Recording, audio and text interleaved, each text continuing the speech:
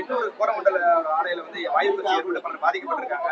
இதோட இந்த நிலையை வந்து இனிமே தொடராம இருக்க என்ன மாதிரியான நடவடிக்கைகளை கையாளலாம்? பாதிக்கப்பட்டவங்களுக்கு என்ன இல்ல இந்த மாதிரியான நடவடிக்கைனா என்ன மாதிரியான நடவடிக்கை எல்லாம் எடுத்தா இது மாதிரி வாயு கசிவு ஏற்படாதோ, மக்கள் பாதிக்கப்பட மாட்டாங்களோ அது மாதிரி உரிய நிறையா நவீன யுகம், டெக்னாலஜிக்கல் உலகம், இதில் வந்து அனைத்து வகையிலையும் வந்து இதை தடுப்பதற்காக மத்திய மாநில அரசுகள் இணைந்து அதற்கான உரிய திட்டங்களை இட்டு நிதி ஒதுக்கி அதற்கான உதவிகளை செய்து இது மாதிரி எதிர்காலத்தில் நடக்காமல் தடுக்க வேண்டும், நடவடிக்கை எடுக்க வேண்டும், பாதிக்கப்பட்டவர்களுக்கு உதவிகள் செய்ய வேண்டும்.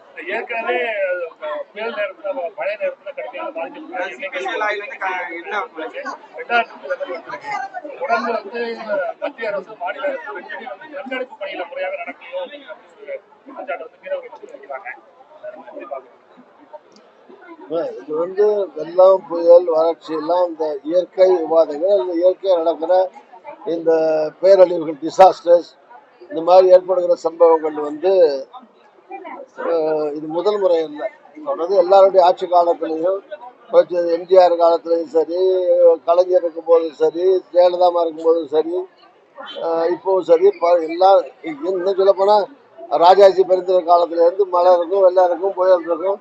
அந்தந்த வருஷங்களில் 1000 வருஷத்துக்கு திட்டமிட்டு நிதி ஒதுக்கி ஒரே வருஷத்தில் எல்லாத்தையும் பண்ண முடியாது. அந்த 5 ஆண்டுகளுக்கு வேண்டிய நிதி ஒதுக்கி நிறையா முறையாக அந்தந்த திட்டங்களை போட்டு செய்கிறாங்க. அது சில நேரங்களில் இப்போ நீங்கள் 50 வருஷம் பெய்யாத மழை இந்த வருஷம் பெய்துங்கிறாங்க. அது என்ன பண்ண முடியும்? அதை தடுக்கணும். மக்கள் பாதிக்கப்படுறாங்க, பாதிப்பு நிறுத்தப்படணும், அதுக்கு உரிய நடவடிக்கைகள் எடுக்கணும் தான் தொடர்ந்து எல்லா அரசாங்கமும் எடுத்து வர்றாங்க. இருந்தாலும் இயற்கை சீற்றம் அல்லது பெருமழை, வெள்ளம், புயலால் மக்கள் பாதிக்கப்படுறாங்க. இந்த பாதிப்பு நிறுத்தப்பட வேண்டுங்கிறதுல 2 கருத்தே கிடையாது. இதில் மத்திய அரசும் சரி, மாநில அரசும் சரி, மாநில அரசு நிதியோட மட்டும் எல்லாத்தையும் பண்ண முடியாது. மத்திய அரசும் கணிசமாக நிதி கொடுக்கணும். இப்போ 2 தடவை ஏற்பட்ட சமீபத்திய இழப்புகளுக்கு ஏறக்குறைய 10,000 கோடி வேணும்னு தமிழ்நாடு அரசாங்கத்தில் கேட்டிருக்காங்க. முதலமைச்சரை போய் பார்த்துருக்காரு. இப்போ நிதி அமைச்சர் இன்னைக்கு வந்து பார்க்குறாங்க. ராஜ்நாத் சிங் அன்னைக்கு வந்து பார்த்துட்டு போயிருக்காரு. இதுக்கு எத்தனாயிரம் கோடி கொடுத்தாங்க? ஒன்றும் அதுக்கான உரிய நிதி இன்னும் கொடுக்கப்படலை. முதல்ல ஒரு 500, அப்புறம் 400, 900, ஒரு 1000 கோடி கொடுத்துருப்பான்னு வச்சுக்கலாம். இன்னொன்று டிசாஸ்டர் ஃபண்டுனே தனியாக இருக்குது. ஒவ்வொரு வருஷமும் மாநிலத்தில் ஒரு டிசாஸ்டர் ஃபண்டு, சென்ட்ரல் டிசாஸ்டர் ஃபண்டுன்னு இருக்கும். அது டெபாசிட் ஆகிட்டே இருக்கும், இங்கேயும் டெபாசிட்டாக இருக்கும். அதுலேருந்து அதுக்கு தர்றாங்க. ஸோ இப்போ நேஷனல் டிசாஸ்டர்னு அறிவிக்கணும்னு தமிழ்நாடு அரசு கேட்குறாங்க. அதில் என்ன பிரச்சனை மத்திய அரசுக்கு? எதுக்கு வந்து நிதி அமைச்சர் வந்து அதை வந்து பிடிவாதமாக இல்லை, நாங்கள் அறிவிக்கவே மாட்டோம், நேஷனல் டிசாஸ்டர் என்று அறிவிக்கவே முடியாது அப்படின்னு எதுக்காக சொல்கிறாங்கன்னு எனக்கு தெரியல. அப்படி அறிவிச்சா என்ன நன்மைன்னா, நீங்கள் நிறையா மற்ற மாநிலங்கள் கூட ஹெல்ப் பண்ணலாம். வாஜ்பாய் காலத்தில் வந்து சுனாமி வந்த காலத்தில் நேஷனல் டிசாஸ்டர்னு அறிவிச்சாங்க. அப்போது மற்ற மாநிலங்கள்லாம் நிதி கொடுத்தாங்க. அப்போ நான் வந்து மத்திய பிரதேசத்துலேருந்து சௌகான் மந்திரி இருந்தார். அவரை சொல்லி 5 கோடி ரூபா பணம் வாங்கி கொடுத்தேன். 2 அமைச்சர்கள் அங்கேருந்து ஹெலிகாப்டரில் வந்து நாகப்பட்டினம் ஏரியாவில் மீனவர்களுக்கு வீடு கட்டி கொடுத்தாங்க. அது மாதிரி பல மாநிலங்கள் பக்கத்து மாநிலம் 5 கோடி 10 கோடி இது மாதிரிலாம் நிதி கொடுத்தாங்க. ஸோ மத்திய அரசும் நிதி ஒதுக்க முடியும், பொதுமக்களும் நிறையா கொடுப்பாங்க, வரி விலக்கு கிடைக்கும், எக்ஸம்ஷன் கிடைக்கும், டேக்ஸ் எக்ஸம்ஷன் கிடைக்கும். இது மாதிரி பல நன்மைகள் இருக்கு. அதனால தான் கேட்குறாங்க. அது மத்திய அரசுக்கு அறிவிக்க வேண்டியான. அதனால பாதிக்கப்பட்டதில் நம்ம அதிகம் அவங்க குறைவு இப்படி பேசி தர்க்கம் பண்ணுறதுல வந்து there is no meaning in that. அதில் ஒன்றும் அர்த்தம் இருக்கதா எனக்கு தெரியல. இது மாதிரி எப்படின்னா, இது ஏட்டிக்கு போட்டின்னு இல்லாமல் மாநில அரசு இருக்கிற நடவடிக்கைகளுக்கு, மக்கள் ஆட்சிக்கு, மத்தியில் இருக்கிற மக்கள் ஆட்சியில் தேர்ந்தெடுக்கப்பட்ட அரசாங்கம் துணையாக இருக்கணும், நிதி உதவி செய்யணும். அப்படி செய்தால்தான் தொடர்ச்சியாக இப்போ இருக்குது. இப்போ அடுத்த வருஷமும் மழை வராதுன்னு சொல்ல முடியுமா? வெள்ளமே இனிமேல் தமிழ்நாட்டை இருக்காதுன்னு சொல்ல முடியுமா?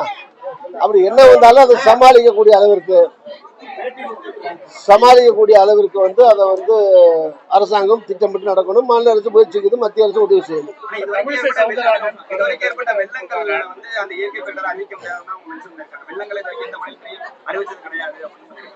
ஏங்க வெள்ளம் போய் காட்டு சுனாமி டயத்துல எல்லாம் அறிவிச்சாங்கல்ல. சுனாமிங்கிற பேர் தானங்க. ஒரு சுனாமிங்கிறாங்க, இன்னொரு தனாமிங்கிறாங்க. அது புயலுக்கும் வெள்ளத்துக்கும் வச்சுக்கிற பேர் தானே. ஸோ இவ்வளவு பேர் செத்தா தான் கொடுக்கலான்னு சட்டமா இருக்கு. மத்திய அரசு போட்ட சட்டம் தானே. அல்லது இத்தனை ஏக்கர் பாதிக்கணும்னு ஏதாவது சட்டம் இருக்கா? அப்பதான் தேசிய பேரழிவுன்னு அறிவிக்கணும் ஒன்றும் இல்லையா? அரசாங்கம் நினைச்சா அறிவிக்கலாம்.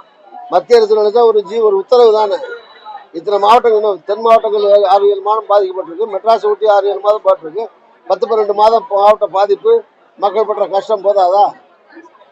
அதில் சட்டம் மக்களுக்காக தான் சட்டமே தவிர சட்டத்துக்காக இல்லை மக்கள். அவர்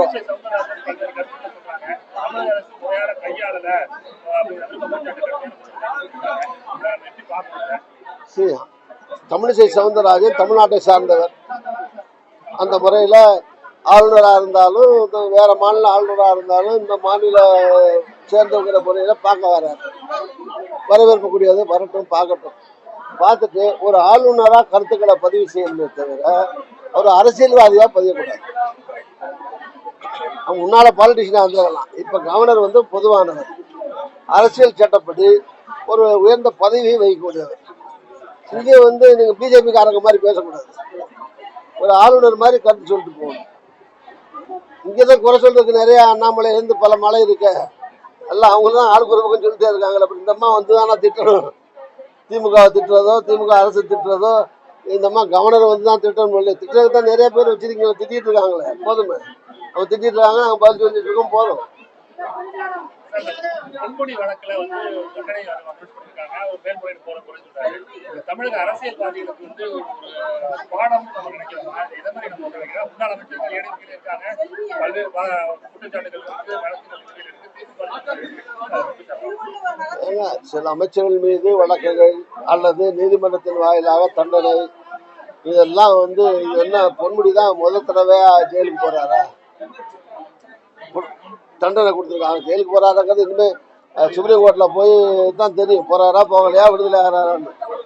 தண்டனை வந்து 3 வருஷம் அறிவிச்சிருக்கிறது தமிழ்நாட்டு வரலாற்றிலேயே முதல் முறை. பொன்முடி இல்லை, முதலமைச்சரே உள்ள இருந்திருக்காங்கல்ல இல்லையா? ஜெயலலிதாவே 4 வருஷம் முன்னாள் ஜெயிலில் இருந்தாங்க, இப்போ இறந்ததுனால போகல. அந்த பேரில் இருந்த அமைச்சர்கள் போயிருக்காங்க, அதிமுக இருந்த அமைச்சர்கள் போயிருக்காங்க, திமுகவில் 1-2 நடந்திருக்கு. இது வந்து அரசியல்வாதிகளுக்கு மட்டுமல்ல, ஊழல் தடுப்பு அதிகாரிகள் லெவலில் இருந்தாலும் சரி, எம்எல்ஏ லெவலில் இருந்தாலும் சரி, எம்பியில் இருந்தாலும் சரி, மந்திரி இருந்தாலும் சரி, மத்திய அமைச்சரில் இருந்தாலும் சரி, பிரதமராக இருந்தாலும் சரி, முதலமைச்சராக இருந்தாலும் சரி, யாருக்கு இந்த மாதிரி நிகழ்ந்தாலும் அது மற்ற எல்லாருக்கும் பாடம் தான். அது என்ன இருக்கு, எல்லாருக்கும் அது ஒரு படிப்பனை பாடம். எல்லாரும் வந்து ஒழுங்காக இருக்கணுக்கான ஒரு அப்படிதான் எடுத்துக்கணும்.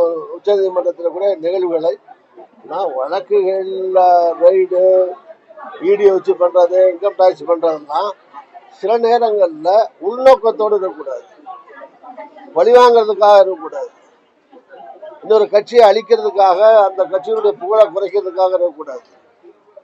இது பரவலாக இருக்கணும். இப்போ சமீப காலங்களில் என்ன நடக்குது, பிஜேபி அரசாங்கம் இருக்கிற மாநிலங்களில் யாராவது மந்திரி வீட்டில் ரைடு நடந்திருக்கா? யாராவது மந்திரிகள் கைது செய்யப்பட்டிருக்காங்களா? பிஜேபிக்கு தொடர்பு கூட்டணியா இருக்க மந்திரி யாராவது ஜெயிலில் இருக்காங்களா? ஏன் அது திமுக அதே மாதிரி காங்கிரஸோட கூட்டணி நடக்கிற அமைச்சர்கள் இவங்க வீட்டில் மட்டும் அவங்க போய் தடை இல்லாமல் போகலாம், என்ன வேணாலும் செய்யலாம், பிஜேபி மந்திரிகள் வீட்டுக்குள்ள மட்டும் போகிறதுக்கு எதுக்கு பயப்படுறாங்க? ஸோ அதனால பாரபட்சம் இல்லாமல் நடக்கிற எல்லா விசாரணையும், அது பாரபட்சம் இல்லாமல் போடப்பட்ட வழக்குகள், அதன் மூலம் வரப்படுகிற தண்டனைகளை சம்பந்தப்பட்டவர்கள் அவங்கவுங்க அதை எதிர்கொள்வாங்க. அதுக்காக யார் மேலேயும் கேஸே போடாதீங்கன்னு நான் சொல்லலை. அப்படி கேஸ் இருந்தா, குற்றச்சாட்டு சொல்லப்பட்டா அவங்கவுங்க கோர்ட்ல அவங்க கேஸ் அவங்கவுங்க பார்த்துக்குவாங்க. ஆனா நான் சொல்றது இது வந்து விண்டிக்டிவா அரசியல் உள்நோக்க முடியதாக இருக்கக்கூடாது.